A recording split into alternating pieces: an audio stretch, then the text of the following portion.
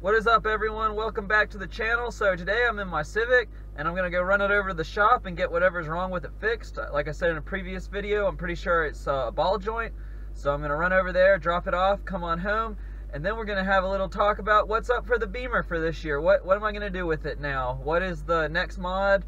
What needs to be fixed? And you know, what are the plans? So let's go drop the Civic off. All right, guys, back in the Beamer now. And boy, it's cold outside, but I just like filming in here, so make this quick and get it on over with.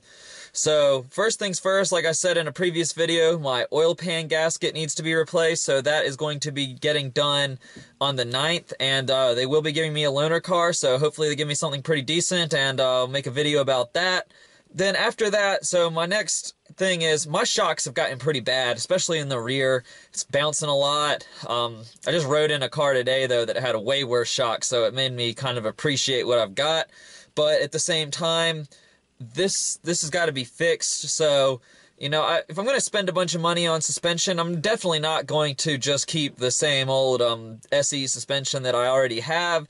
So I'm definitely thinking about going static now. I'm talking about some good coilovers and get a nice little drop going. So, yeah, let's go have a look at what the car looks like right now. It's in the carport, so I really don't want to move it out. I filmed this once, but for some reason it said the file was corrupt, so I'm refilming it now, and I really just don't want to move the car again. So let's go have a look, though.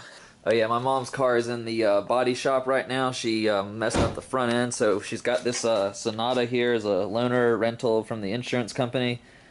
It's alright. Okay, so right here, like on the passenger side here, I mean, I can get 3 fingers in there, you know, with just a little cramp, but not really. And that's just a really high, you know, large wheel gap. And if we go to the front, it gets even worse. You can kind of see I got a little curb rash there. It's really not that bad, but God, I wish I hadn't done that. So I mean, I can get 3 in there, and I could get another half in there if I needed to. So I was thinking about getting ST-V1 coilovers, and these are made by the same people that make the KW suspension. In fact, they're the exact same design.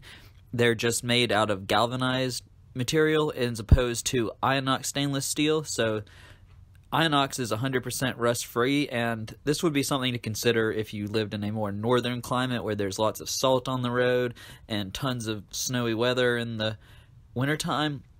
But living in the south, I think that I'll be okay with the ST ones. They do come with a 5-year warranty, and they also mention that you can drop the height of your car in the front by 1.2 to 2.4 inches, and in the back by 1.0 to 2.2 inches. So I probably won't go as low as they can go, but I'm definitely going to get quite a bit of a drop from this. So yeah, that's what I'm thinking about doing with the car as far as suspension is concerned. So there's a few other things I want to do, but I don't really know when I'm going to get around to them, such as like a new steering wheel, M Sport steering wheel. You know, a few other things I can't really think of off the top of my head. I still want to do headers at some point, but that's way down the road right now. It's probably like number 3 or 4 on my priority list. And but back to suspension. Let me know what you guys are running. What do you like? I know Justin Bice, I think, or Boyce, I'm not exactly sure how you say his name. I don't want to mess it up, but another BMW YouTuber has a very similar car. I think he runs H&R Springs and Bilstein shocks. And I think he's pretty happy with that setup, but I don't know. I've kind of heard that springs and shocks don't necessarily give you the best handling quality, and in fact, I've heard that it can be worse than the stock setup, and it's mostly just for looks. And while looks is something that I am going for, I definitely want to keep a good driving experience going, because after all, that's why I drive a BMW, is for the driving experience.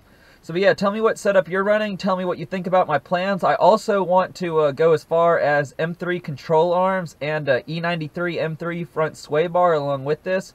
Basically just overhauling the entire suspension and getting a much more aggressive handling focused setup. Yeah, let me know what you think in the comments below.